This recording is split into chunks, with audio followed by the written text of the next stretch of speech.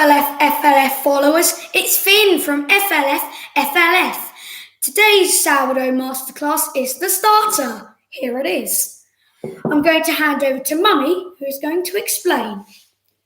Okay, well, I think Finn probably knows as much as me. Sorry, folks, it's me again. This is what we do in these times of lockdown. We create things together, don't we, Finn? Yeah. After our one a day. Yes, in these times of coronavirus and spending a lot more time together, we have decided that we would learn how to make sourdough. And my good friend Catherine Brewer so kindly sent me a very simple recipe on how to make it. So thanks, Catherine. But basically, it's really complicated. Really complicated. It's very complicated. You need an empty jar. You need 50 grams of flour.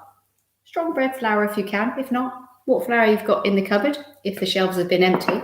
And 50 millilitres 50 ml of water.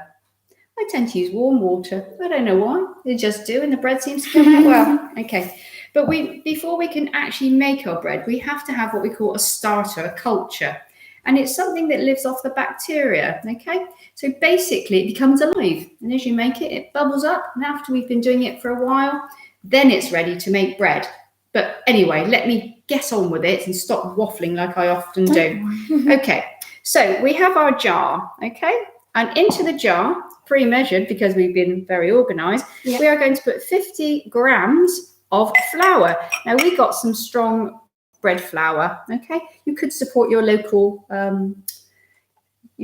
store, farm store, or you could just get it from your local supermarket. So here we go, 50 grams of flour, easy peasy, lemon squeezy. Right, and then Finn, what are we going to pour in? 50 millilitres of water, so... Trying to avoid your laptop. Anyway, so here it goes. In it goes. Okay, as you can see, easy peasy. You pop that down. And then try to get yourself a thin spoon or a little stick rather than a big spoon, because cleaning the thing after is really quite tricky. Okay, so I think it's fine like that, Finn. That's okay. Yes. So then we mix it up. Okay, until we come up with this sort of like doughy mixture. Thick doughy mixture. Wet doughy mixture. All right, yes. Put a bit of elbow grease into it, round and round and round. Marvellous work, Finn. Well done. Okay, do you want Mummy just to finish that off? Yeah. And then I'll let you work on production. As you can you see the consistency that it's coming up there? It's quite a stretchy consistency, but we give it a good mix. And this is a start of making our starter. Now you repeat this process, okay, for the next 5 to 7 days. So you may want to start bigger than a jam jar. I have got a gherkin jar, okay? Because obviously as the wheat goes on and it starts to ferment, this little jam jar, it starts to overspill, and it's really a very, very messy business, okay? So you repeat this process for 5 to 7 days. You pop a lid on it, pop it on the side in the kitchen. Now if it gets too bubbly and starts foaming over, just pop it in the fridge. It'll slow the whole process down, okay? So each day you can take it out of the fridge, add to it, leave it on the side a bit, then pop it back in the fridge. Repeat that process for 5 to 7 days. So each day, just keep adding 50 ml of water.